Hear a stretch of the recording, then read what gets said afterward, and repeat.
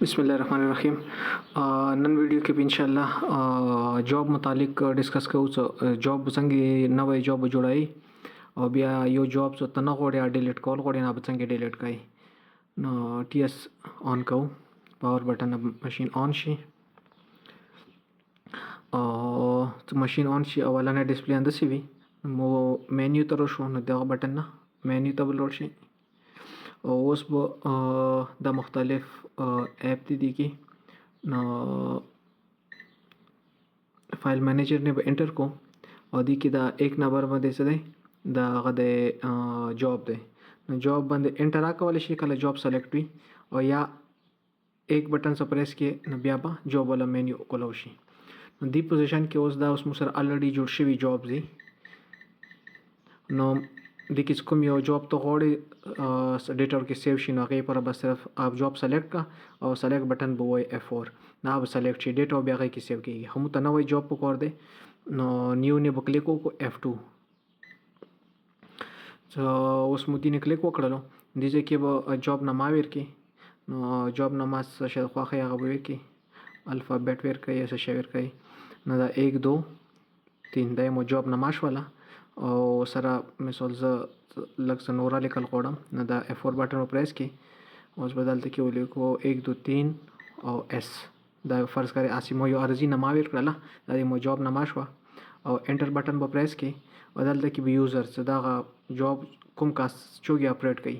ناغه نامه دلته کې لیکای شي. نو فرض کړئ خپل نامه لیکم S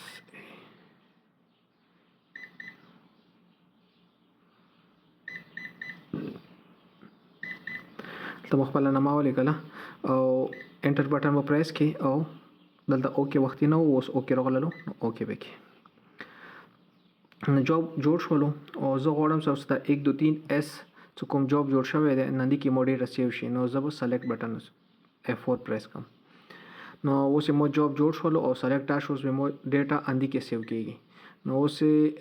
زه بهر واپس وروتم پیج نه نو زه اوس چیک کوم چې آیا دا جاب سلیکټ شوی دی ډیټا باندې کې سیو کیږي کنه. نو انټر بٹن په پریس کې جاب نه انټر پریس کې نو که الریډي 1 2 3 سلیکټ شوی دی. نو فرض کړئ کوم مثال زبل جاب سیټ کول غواړم مثال هغه کې ډیټا سیو شي نو ټي اس ولا نامې باندې کوم جاب دی اندا به سلیکټ کی یا سلیکټ بٹن پریس کی یا انټر بٹن پریس کی دوه سره به دا سلیکټ شي نو دا مو سلیکټ کړلو اوس کله ز جاب فنکشن کې انټر کېږم نو هغه جاب به سلیکټډ وی چې کوم کې ډیټا سیو کیږي لګ نو ځکه سمو سلیکټ انټر بٹن پریس کړلو نو کسه سلیکشن څه دی ټي اس باندې دی نو مو چونکه 1 2 3 والا جاب په کور دی سدي کې ډیټا سیو شي نو دوباره مو سلیکټ کړلو او سلیکټ بٹن F4 په پریس کو اوس زه دا جاب ډیلیټ کول غواړم نو اوس که زه دوباره انټر مکو جاب فایل ته واپس راغلم دا جاب الریډي سلیکټډ دی لکه مثال زه دا جاب ډیلیټ کوم دا سلیکټ کی او ډیلیټ بٹن بو وای او خو زه چې 1 2 3 S دا جاب مو زه ډیلیټ کول غواړم الریډي سلیکټډ دی اندی کی ډیټا سیو کیږي وو کله زه ټوپ سروي کوم یا څه کوم نو زه ډیلیټ بٹن وایم اوس دا یې دا جاب ته نشي سلیکټ کولای ځکه زه دا جاب الریډي